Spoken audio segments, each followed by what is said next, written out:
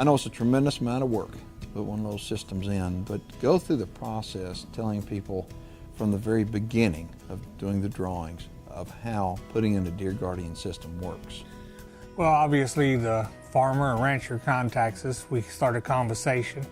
We get a drawing of his pins. We get all that over to our engineer. Our engineer then designs the system. That's what sets us apart. See, the goal is to make sure that every single nozzle tip sprays at least 220 psi. The only way to do that is to get the right amount of fluid down the system. Now, we have systems that are 3/4 miles away, still holding 300 psi on the tubing and on the piping, and we're able to maintain that. It takes a lot of engineering and a lot of balance in the system to do that. Also, you have to look at the cover in a pin. You know, just sit there and tell you, well, this pin is X amount of feet around and X amount of feet square, what do I need? It'd be difficult. How many trees am I getting around? What kind of slopes do I have? Where's the spray gonna go? Everybody agrees on one thing with these systems. If you can get the spray on the bug, it will kill the bug. The biggest problem is people say you can't get the spray on the bug. You can, but you got to do it the right way. We always manipulate a south wind. We always start on the south end of the property. We always look for whether a slope's going uphill or downhill. All that comes into play as to the distance of our nozzles. When we look at the way that we set up systems, we set them up to work, we set them up where the pressures are right, and equally important, we get enough insecticide down that nozzle.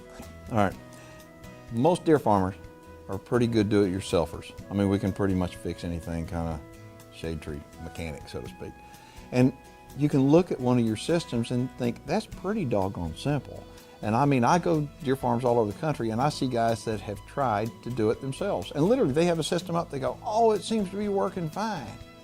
And I'm thinking, they don't know what I know. And the only reason why I know what I know is because of dealing with you. So tell everybody about these shade tree guys that are putting up home systems that it may not be as effective as what their expectations are. Well, it's kind of like you. Whenever you saw your system, when we fired it up, when you went around that corner, it really, you know, it wasn't a put on. There was no cameras rolling at that time. You're like, what in the world? There's fog everywhere. That's the difference. You get 250 psi coming out of those nozzles. You get the right placement. You get the right wind drift. As you saw, we can turn your whole pin into a fog. Now, you tell most guys to carry fluid half a mile down the way, put out 600 nozzles and get the pressure there.